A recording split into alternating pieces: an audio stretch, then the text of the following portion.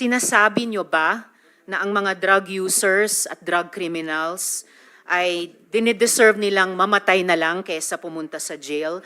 O para i-paraphrase ko si Patricia Evangelista, do some people need killing, Mr. Duterte? Ma'am, presidente ako. Nagagastos ako sa gobyerno. Bakit ako magbubuhay sa mga putang inang yan? Kung yung pera na ipapakain ko dyan sa preso, ibigay ko na lang doon sa mga tao dyan sa walang bigat. So mas okay Walang pong trabaho. patayin sila kaysa ipreso Wala mo sila? pakialam dyan sa kriminal, ma'am.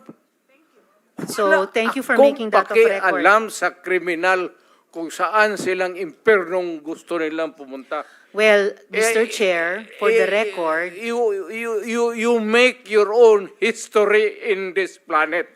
yes, Mr. Yun Chair. ang gusto nilang mangyari.